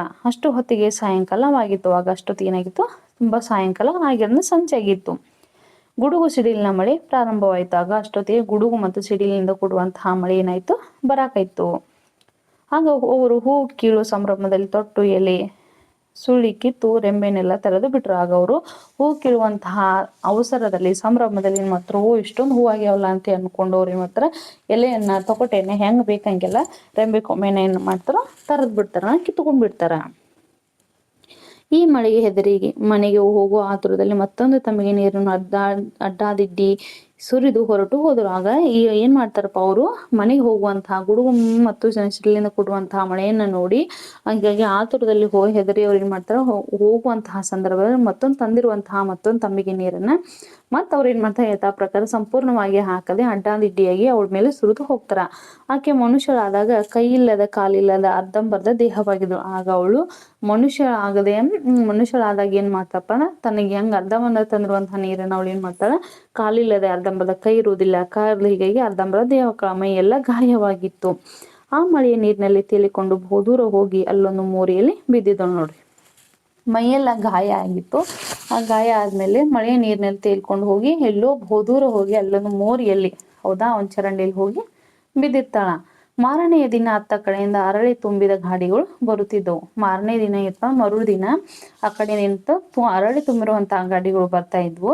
ಹಾ ಹಾ ಅಂತ ಕೊರಗುತ್ತಾ ಬಿದ್ದಿರೋದನ್ನು ಗಾಡಿಯವನೊಬ್ಬ ನೋಡ್ತಾನ. ಅವಾಗ ಅವಳು ಹಾ ಹಾ ಅಂತ ಕೊರಗುತ್ತಾ ಬಿದ್ದಿರುವಂತಹ ಅದನ್ನ ಗಾಡಿಯವನು ಏನ್ ಮಾಡ್ತಾನ, ಅರಳಿ ತುಂಬಿಕೊಂಡು ಬರ್ತಕ್ಕಂತಹ ಗಾಡಿಯವ ಏನ್ ಮಾಡ್ತಾನ, ಅವಳನ್ನ ನೋಡ್ತಾನ. ಒಂದು ದೇಹದ ಮುದ್ದೆ, ಮುಖ ಮಾತ್ರ ಚೆನ್ನಾಗಿತ್ತು, ಬಟ್ಟೆ ಇಲ್ಲ, ಬರೆ ಇಲ್ಲ. ಅಯ್ಯೋ ಮನುಷ್ಯ ಕಣಪ್ಪ ಅಂತ ಹೇಳಿ ತನ್ನ ತಲೆಯಲ್ಲಿದ್ದ ವಸ್ತ್ರ ಹಾಕಿ ಗಾಡಿ ಮೇಲೆ ಕೂರಿಸಿಕೊಂಡು ಮುಂದೂರಿನ ಹಾಳು ಮಂಟಪದಲ್ಲಿ ಗಾಡಿ ನಿಲ್ಲಿಸಿ ಅವಳನ್ನು ಆ ಮಂಟಪದಲ್ಲಿ ಇಟ್ಟು ಯಾರಾದರೂ ಅನ್ನ ನೀರು ಕೊಟ್ಟರೆ ಜೀವ ಉಳಿಸ್ಕೊ ಅಂತ ಹೇಳಿ ಹೋಯ್ತಾನೆ ನೋಡಿ. ಅವಾಗ ಅವಳು ಬಿದ್ದಿರೋದನ್ನ ನೋಡಿ ಅವೆಂತ ಇದೊಂದು ದೇಹದ ಮುದ್ದೆ ಐತಲ್ಲ, ಮುಖ ಮಾತ್ರ ಚೆನ್ನಾಗೈತಿ, ಬಟ್ಟೆ ಇಲ್ಲ, ಬರೆ ಇಲ್ಲ ಅಂದಾಗ ಅಯ್ಯೋ ಮನುಷ್ಯ ಕಣಪ್ಪ ಅಂತ ಹೇಳ್ತಾಳ. ತನ್ನ ತಲೆಯಲ್ಲಿರ್ತಕ್ಕಂಥ ವಸ್ತ್ರವನ್ನ ಹಾಕಿ ಗಾಡಿ ಮೇಲೆ ಅವ ಏನ್ ಮಾಡ್ತಾನ, ಅಕ್ಕಿನನ್ನ ಕೂರಿಸ್ಕೊಂಡು ಮುಂದೆ ಬರ್ತಕ್ಕಂತಹ ಒಂದು ತನ್ನ ಊರಿನ ಮುಂದೂರಿನ ಒಂದು ಹಾಳು ಮಂಟಪದಲ್ಲಿ ಗಾಡಿ ನಿಲ್ಲಿಸಿ ಆ ಮಂಟಪದಲ್ಲಿ ಅವಳನ್ನ ಇರಿಸಿ ನಿನಗೆ ಯಾರಾದ್ರೂ ಅನ್ನ ನೀರವನ್ನು ಕೊಟ್ರೆ ನೀನು ನಿನ್ನ ಜೀವನ ಉಳಿಸ್ಕೊ ಅಂತ ಹೇಳಿ ಹೋಗ್ತಾನ. ಇತ್ತ ನಿಜವಾದ ಸಂಗತಿ ತಿಳಿದಿ ದೊರೆ ಮಗ ಬೇಜಾರಿಗೆ ಗೋಸಾಯಿ ದೀರ್ಸೋ ಹಾಕಿಕೊಂಡು ದೇಶಾಂತರ ಹೊರಟ. ಹೀಗಾಗಿ ಇಂತಹ ನಿಜವಾದ ಏನೇನಾಯ್ತಲ್ಲ ಈ ಸಂಗತಿಯನ್ನೆಲ್ಲ ತಿಳಿದುಕೊಂಡ ಆತೇನ್ ಮಾಡ್ತಾ ಬೇಜಾರಿಗೆ ತನ್ನ ಜೀವನದಲ್ಲಿ ಜಿಗುಪ್ಸೆನಗೊಂಡು ಅವ ದೇಶಾಂತರ ಹೋಗ್ತಾನೆ. ಹಂಗ ಸನ್ಯಾಸಿಯಾಗಿ ದೇಶಾಂತರ ಹೋಗ್ಬಿಡ್ತಾನ. ಇತ್ತ ಮೈಯೆಲ್ಲ ಗಾಯವಾಗಿ ಅರ್ಧಂಬರ್ಧ ದೇಹವಾಗಿದ್ದ ಇವಳು ತನ್ನ ಗಂಡನ ದೊಡ್ಡಕ್ಕಳ ಮದುವೆ ಮಾಡಿಕೊಟ್ಟಿದ್ದ ಪಟ್ಟಣದಲ್ಲಿ ಬಿದ್ದಿದ್ದಳು ನೋಡು. ಈಗ ಅರ್ಧಂಬರ್ಧ ದೇಹವಾಗಿ ಇರುವಂತಹ ಇವಳು ಎಲ್ಲಿ ಬಿದ್ದಿರ್ತಾಳಪ್ಪ ಅಂತಂದ್ರೆ ತನ್ನ ಗಂಡನ ದೊಡ್ಡಕ್ಕ ಏನು ದೊಡ್ಡ ನಾದ್ನಿ ಇರ್ತಾಳ, ಅವಳನ್ನ ಮದುವೆ ಮಾಡಿಕೊಟ್ಟಿರ್ತಾರಲ್ಲ ಆ ಪಟ್ಟಣದಲ್ಲಿ ಅವಳು ಬಂದ್ ಬಿದ್ದಿದ್ಲು. ಆ ಪಟ್ಟಣದ ದಾದಿಯರು ಗೌಡರು ದಿನವಹಿ ನೀರಿಗೆ ಹೋಗಿ ಬರುವಾಗ ಇವಳು ನೋಡ್ತಿದ್ದು ಈ ವಿಚಾರನ ರಾಣಿಗೆ ಅಮ್ಮ ಅವಳನ್ನು ನೋಡಿದರೆ ನಿಮ್ಮ ತಮ್ಮನ ಹೆಂಡತಿ ಅಂತೆ ಕಾಣ್ತಾಳೆ, ಕರೆತರಲಿ ಎಂತಾರೆ ನೋಡ್ರಿ. ಅವಾಗ ಆ ಪಟ್ಟಣದಲ್ಲಿರ್ತಕ್ಕಂತಹ ದಾದಿಯರು ಗೌಡರು ಏನ್ ಮಾಡ್ತಾರೆ, ಪ್ರತಿದಿನ ನೀರಿಗೆ ಹೋಗಿ ಬರೋ ಅವಳನ್ನ ನೋಡ್ತಿರ್ತಾರ. ಹೀಗಾಗಿ ಈ ವಿಚಾರನ ತನ್ನ ರಾಣಿಗೆ ಅವ್ರು ಬಂದ್ ಹೇಳ್ತಾರ, ಅಮ್ಮ ಅವಳನ್ನ ನೋಡಾಕತ್ತಿದ್ರ ನಮ್ಗೆ ಯಾಕೋ ನಿಮ್ ತಮ್ಮನ ಹೆಂಡತಿಗತ್ತೇನ ಅನಸಾಕತ್ತಾಳ, ಅವಳನ್ನ ಕರ್ಕೊಂಡ್ ಬರೋಣ ಅಂತ ಹೇಳ್ತಾಳ. ಹೋಗ್ರಿ ಅವಳ ಸೇವೆ ಮಾಡಿ ಅನ್ನ ಹಾಕಬೇಕಾಗುತ್ತದೆ ಎಂದು ತಾತ್ಸಾರ ಮಾಡ್ತಾಳೆ. ಅವಾಗ ಅವಳು ಏನ್ ಮಾಡ್ತಾಳೆ, ದೊಡ್ಡ ಮಗಳು ಹೋಗ್ರಿ ಅವಳನ್ನೆಲ್ಲ ಕರ್ಕೊಂಬಂದ್ರೆ ಅವಳು ಸೇವೆಯನ್ನ ಮಾಡಿ ಅವಳನ್ನ ನಾವು ಸೇವೆಯನ್ನು ಮಾಡಿ ಅವಳಿಗೆ ಪ್ರತಿದಿನ ಊಟವನ್ನ ಕೊಡ್ಬೇಕಾಕತಿ ಅಂತ ಹೇಳಿ ಒಂದು ತಾತ್ಸಾರ ಮನೋಭಾವನೆಯಿಂದ ಹೇಳ್ತಾಳ. ದಾದಿಯರು ಹೋಗರದಕ್ಕೆ ಒಪ್ಕೋತಾಳ. ಕೊನೆಗೆ ಅವರು ಅವಳನ್ನ ಇಲ್ಲಮ್ಮ ಒಪ್ಕೋ, ಪಾಪ ನಿಮ್ ತಮ್ಮನ ಹೆಂಡತಿ ಇದೇ ತರ ಅದಾಳ ಅಂತ ಅಂದಿದ್ದಕ್ಕ ನಾವು ಏನ್ ಮಾಡ್ತಾವ ಒಪ್ಕೋತಾಳ. ಅವಳ ಸೇವೆ ನೀವೇ ಮಾಡಬೇಕು ಅಂದಳು ರಾಣಿ. ಅವಾಗ ನೀವೇನ್ ಕರ್ಕೊಂಡ್ ಬರ್ತಿರಲ್ಲ ಅವಳ ಸೇವೆನ ನೀವೇ ಮಾಡ್ಬೇಕು, ನಾನಂತೂ ಮಾಡಂಗಿಲ್ಲ ಅಂತ ಹೇಳ್ತಾಳ. ಆಯ್ತು ನಾವೇ ಮಾಡ್ತೀವಮ್ಮ ಎಂದು ಒಪ್ಕೊಂಡು ಅವಳನ್ನು ಕರೆ ತಂದು ನೀರು ನೀಡಿ ಒಯ್ದು ಬಟ್ಟೆ ಉಡಿಸಿ ಅರಮನೆ ಬಾಗಿಲಲ್ಲಿ ಕುಳ್ಳಿರಿಸಿದರು. ದಿನವಹಿ ಮೈಮೇಲಿನ ಗಾಯಗಳಿಗೆ ಔಷಧ ಹಾಕಿ ವಾಸಿ ಮಾಡಿದ್ರು ನೋಡಿ. ಸರಿ ಅಮ್ಮ ನಾವೇ ಮಾಡ್ತೀವಿ ಅಂತ ಹೇಳಿ ಒಪ್ಕೊಂಡು ಅವ್ ಏನ್ ಮಾಡ್ತಾರ, ರಾಣಿ ನೀವೇ ಮಾಡ್ಬೇಕಂತ ಹೇಳ ನಾವೇ ಮಾಡ್ತೀವಂತ ಒಪ್ಕೊಂಡು ಅವಳನ್ನ ಕರೆ ತಗೊಂಡ್ಬಂದು ಅವಳಿಗೆ ನೀರು ನೀಡಿ ಅಂದ್ರೆ ಅವಳಿಗೆ ಏನ್ ಬೇಕಲ್ಲ ಅವ್ರಿಗೆ ಸಕಲ ಸೌಕರ್ಯಗಳನ್ನು ಕೊಟ್ಟು ಅವಳಿಗೆ ಪ್ರತಿದಿನ ಅರಮನೆ ಬಾಗಿಲನ್ನು ಕೂರಿಸಿ ಅವಳಿಗೆ ಗಾಯವಾಗಿರುವಂತಹ ಮೈಗೆಲ್ಲ ಔಷಧನ ಹಚ್ಚಿ ಅವಳನ್ನ ಗುಣ ವಾಸಿ ಮಾಡ್ತಾರ. ಇತ್ತ ದೊರೆ ಮಗ ದೇಶವೆಲ್ಲ ತಿರುಗಿ ತನ್ನ ಅಕ್ಕನ ಪಟ್ಟಣಕ್ಕೆ ಬಂದ ನೋಡ್ರಿ. ಆ ಸನ್ಯಾಸಿಯಾಗಿ ಹೋಗಿರುವಂತಹ ದೊರೆ ಮಗ ದೇಶಗಳನ್ನೆಲ್ಲ ಸುತ್ತಿ ಕೊನೆಗೆ ಎಲ್ ಮಾಡ್ತಾನ, ತನ್ನ ಅಕ್ಕ ಇರುವಂತಹ ಪಟ್ಟಣಕ್ಕೆ ಬರ್ತಾನ. ಬಂದು ಪಟ್ಟಣದ ಬಾಗಿಲ ಬಳಿ ಕುಳಿತವಾಗ ಆತ ಬಂದು ತನ್ನ ಬಾಗಿಲ ಬಳಿ ಕುಳಿತುಕೊಳ್ತಾನ. ತಿಕ್ಕಲು ಮನುಷ್ಯನ ಹಾಗೆ ಅವನಿಗೆ ಗಡ್ಡ ಮೀಸೆ ಬೆಳೆದಿತ್ತು ನೋಡ್ರಿ. ಹುಚ್ಚಂತರ ಅವನಿಗೆ ಏನಾಯ್ತು, ಮುಖದ ತುಂಬಾ ಗಡ್ಡ ಮತ್ತು ಮೀಸೆ ಬೆಳೆದಿತ್ತು. ನೀರಿಗೆ ಹೋಗಿ ಬರುತ್ತಿದ್ದ ದಾದಿಯರು ಇವನನ್ನು ನೋಡಿ ಅರಮನೆಗೆ ಬಂದು ಅಮ್ಮ ಅವರೇ ಯಾರೋ ನಿಮ್ಮ ತಮ್ಮ ಕುಳಿತಂಗ್ ಕಾಣುತ್ತೆ ಅಂತ ಗೋಕರಿದರು. ಅವಾಗ ನೀರಿಗೆ ಹೋಗಿ ಬರ್ತಕ್ಕಂತಹ ಅವ್ರು ಏನ್ ಮಾಡ್ತಾರ, ಸೇವಕಿಯರು ಏನ್ ಮಾಡ್ತಾರ, ಅರಮನೆಗೆ ಬಂದು ಅಮ್ಮವ್ರು ಯಾರೋ ನಿಮ್ ತಮ್ಮ ಬಂದಂಗ ಕುಳಿತಂಗ ಕಾಣತೈತಿ ಅರಮನೆಯ ಮುಂದ ಅಂತ ಹೇಳಿ ಅಂತಾರ. ದುರ್ಬೀನು ಹಾಕಿ ನೋಡಿ ಕರೆಸಿ ರಾಣಿ ಚೆನ್ನಾಗಿ ನೋಡಿದ. ಅವಾಗ ಅವಳು ದುರ್ಬೀನನ್ನ ಹಾಕಿ ನೋಡಿ ಇವನು ಅಲ್ಲೂ ನನ್ನ ತಮ್ಮ ಅಂತ ಅನ್ಕೊಂಡು ಅವನನ್ನ ಒಳಗೆ ಕರೆಸಿ ನೋಡ್ತಾಳ, ಚೆನ್ನಾಗಿ ನೋಡ್ತಾಳ. ನನ್ನ ತಮ್ಮನೇ ಇರ್ಬೇಕೆಂದು ಕೊಂಡು ಅವಾಗ ದುರ್ಬೀನ್ ಹಾಕಿ ನೋಡಿದ ಮಗು ಇವ್ ನನ್ನ ತಮ್ಮನೇ ಇರ್ಬೇಕಂತ ಅನ್ಕೊಂಡ ಕರಿತಾಳ.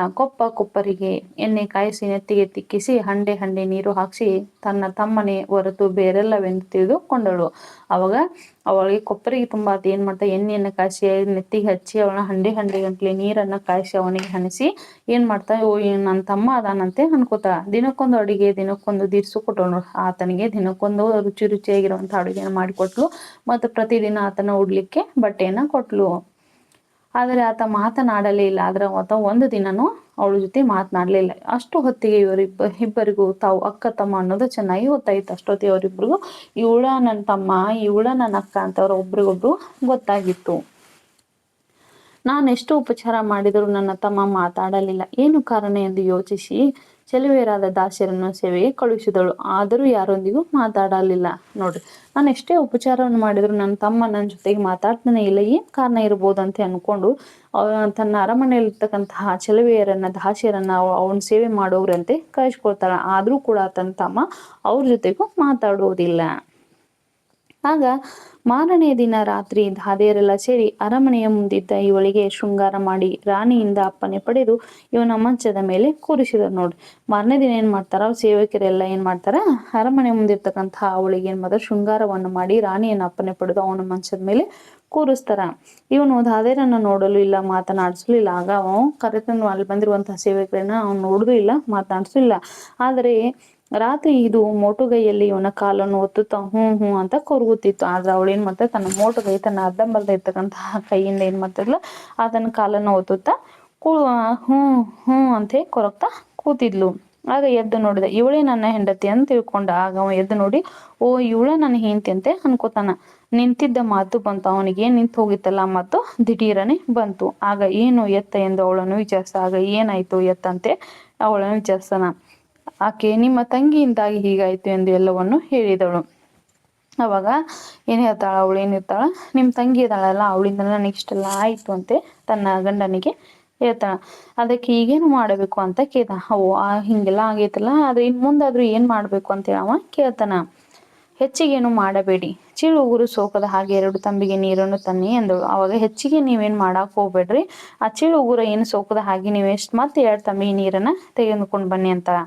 ಆತ ಯಾರಿಗೂ ಗೊತ್ತಾಗದ ಹಾಗೆ 2 ತಂಬಿಗೆ ನೀರನ್ನು ತಂದು ಕೊಟ್ಟ. ನೋಡ್ರಿ, ಅವಾಗ ಏನ್ ಮಾಡ್ತಾನ, ಅರಮನೆಯಲ್ಲಿ ಯಾರಿಗೂ ಗೊತ್ತಾಗದಾಗೆ 2 ತಂಬಿಗೆ ನೀರನ್ನ ತೆಗೆದುಕೊಂಡು ಬರ್ತಾನ. 2 ತಂಬಿಗೆ ನೀರನ್ನು ಮಂತ್ರಿಸಿ ಕೊಟ್ಟು, ಮೊದಲು ಈ ತಂಬಿಗೆ ನೀರು ಒಯ್ದು ಬಿಡಿ, ಹೂವಿನ ಗಿಡ ಹಾಕ್ತೀನಿ.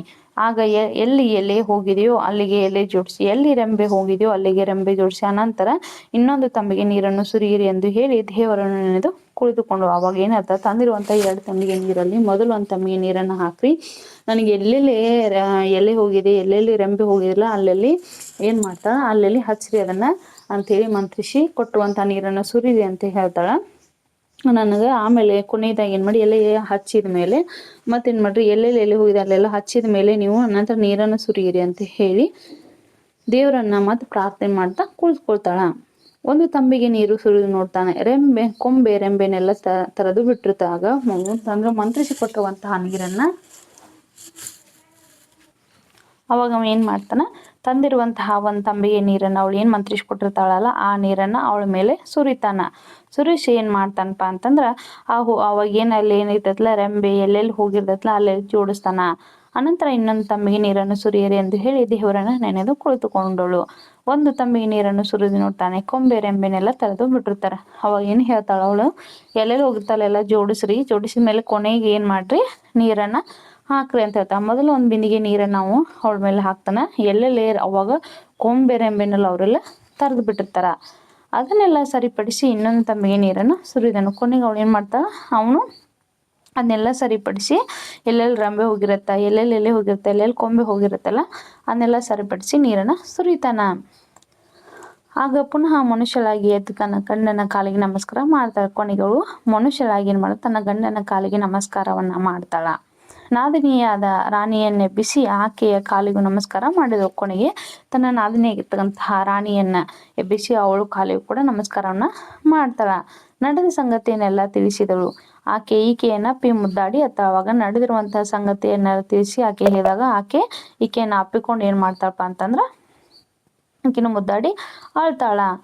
ಈ ಕಡೆಗೆ ಚೆನ್ನಾಗಿ ಉಪಚಾರ ಮಾಡಿ 4-6 ವಾರ ತನ್ನ ಮನೆಯಲ್ಲಿ ಇಟ್ಟುಕೊಂಡು ಅವರಿಬ್ಬರನ್ನು ತನ್ನ ತಂದೆಯ ಪಟ್ಟಣಕ್ಕೆ ಹೋಗುವಾಗ ಬೇಕಾದಷ್ಟು ಐಶ್ವರ್ಯ ಉಡುಗೊರೆ ಕೊಟ್ಟು ಕಳುಹಿಸಿದಳು. ನೋಡಿ, ಕೊನೆಗೆ ಏನ್ ಮಾಡ್ತಾಳ, ಸ್ವಲ್ಪ ದಿನ ಅವರನ್ನ ಇಟ್ಕೊಂಡು ಒಂದು 4-5 ವಾರ ಅವರನ್ನ ಇಟ್ಕೊಂಡು ಉಪಚಾರವನ್ನು ಮಾಡಿಕೊಂಡು ಕೊನೆಗೆ ತನ್ನ ತಂದೆಯ ಪಟ್ಟಣಕ್ಕೆ ಅವರಿಬ್ಬರು ತನ್ನ ತಮ್ಮ ಮತ್ತು ತಮ್ಮನ ಹೆಂಡತಿ ಹೋಗುವಾಗ ತನಗೆ ಎಷ್ಟು ಬೇಕೋ ಅಷ್ಟು ಸಂಪತ್ತನ್ನು ಕೊಟ್ಟು ಐಶ್ವರ್ಯವನ್ನು ಕೊಟ್ಟು ಉಡುಗೊರೆಯನ್ನು ಕೊಟ್ಟು ಅವರಿಗೆ ಕಳಿಸಿಕೊಡ್ತಾಳ.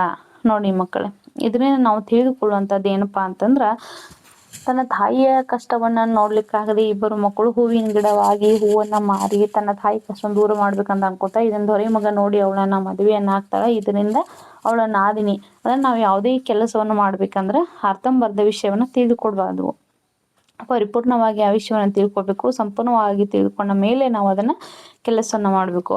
ಆದ್ರ ತಮ್ಮ ಹುಚ್ಚಾಟದ ವೇಳೆಯಲ್ಲಿ ಏನ್ ಮಾಡ್ತಾ ಒಬ್ಬಳು ನಾದಿನಿ ತನ್ನ ಗೆಳತಿಯರ ಜೊತೆ ಕೂಡಿಕೊಂಡು ತನಗೆ ಬೇಕಾದಷ್ಟು ಹೂವನ್ನ ಕಿತ್ಕೊಂಡು ಹೇಗೆ ಬೇಕೋ ಹಾಗೆ ರಂಬೆ ಕೊಂಬೆನೆಲ್ಲ ತೆರೆದು ಅವಳನ್ನ ಅರ್ಧಂಬರ್ಧ ದೇಹವನ್ನಾಗಿ ಮಾಡಿ ಹೋಗ್ಬಿಡ್ತಾಳ. ಮಳೆಗೆ ಹೆದರಿ ಹೋಗ್ಬಿಡ್ತಾಳ. ಆದ್ರೆ ಕೊನೆಗೆ ಅವಳು ತನ್ನ ಅಕ್ಕನ ಪಟ್ಟಣದಲ್ಲಿ ಬಂದು ಅಲ್ಲಿ ಉಳಿದುಕೊಂಡು ಸೇವೆಯನ್ನು ಮಾಡಿಸ್ಕೊಂಡು ಕೊನೆಗೆ ತನ್ನ ಗಂಡ ಎಲ್ಲೋ ಸನ್ಯಾಸಿಯಾಗಿ ಹೋಗಿರುವಂತ ಗಂಡ ಮತ್ತು ವಾಪಸ್ ಮನೆ ಅವಳ ಅಕ್ಕನ ಪಟ್ಟಣಕ್ಕೆ ಬಂದು ಅವಳನ್ನ ನೋಡ್ಕೊಂಡು ಅವಳನ್ನ ಗುರ್ತಿಡುತ್ತೆ. ಅವಾಗ ಒಂದ್ ಮಾತು ನಿಂತು ಹೋಗಿರತ್ತಲ್ಲ, ಆ ಮಾತು ಬಂದು ಅವಳನ್ನ ಮತ್ತೆ ಅದೇ ರೀತಿಯಾಗಿ ಮಂತ್ರವನ್ನ ಹಾಕಿ ತನ್ನ ಅವಾಗ ಅವಳನ್ನ ಉಳಿಸ್ಕೊತಾನೆ. ಹೀಗಾಗಿ ಕೊನೆಗೆ ಅವರಿಬ್ರು ಗಂಡ ಹೆಂಡತಿ ಎಷ್ಟೊಂದು ನೋವುಗಳನ್ನ ಕಷ್ಟವನ್ನ ಆದ್ಮೇಲೆ ಅವರಿಬ್ಬರು ಒಂದಾಗ್ತಾರ. ಹೀಗಾಗಿ ಇದರಿಂದ ನಾವು ತಿಳ್ಕೊಳ್ಳೋದಪ್ಪ, ಯಾವುದೇ ಕೆಲಸವನ್ನು ಮಾಡ್ಬೇಕು ಅರ್ಧಂಬರ್ಧ ಮಾಡ್ಬೋದು. ನಾವು ನಿಷ್ಠೆಯಿಂದ ಇದ್ರೆ ನಮ್ಗ ಭಗವಂತ ಕೈ ಬಿಡುವುದಿಲ್ಲ. ನೋಡ್ಕೊ, ಇದೊಂದು ಜನಪದ ಸಾಹಿತ್ಯದಲ್ಲಿ ಪ್ರತ್ಯಕ್ಷ ಉದಾಹರಣೆ ಅಂತಾನೆ ಹೇಳ್ಬೋದು ಮಕ್ಕಳೇ. ಈ ಪಾಠದ ಭಾವಾರ್ಥ ಸಾರಾಂಶ ನಿಮ್ಮೆಲ್ಲರಿಗೂ ಸಂಪೂರ್ಣವಾಗಿ ಅರ್ಥವಾಗಿದೆ ಅಂತೇಳಿ ನಾನು ಭಾವಿಸ್ತೀನಿ. ಎಲ್ಲರಿಗೂ ನಮಸ್ಕಾರ.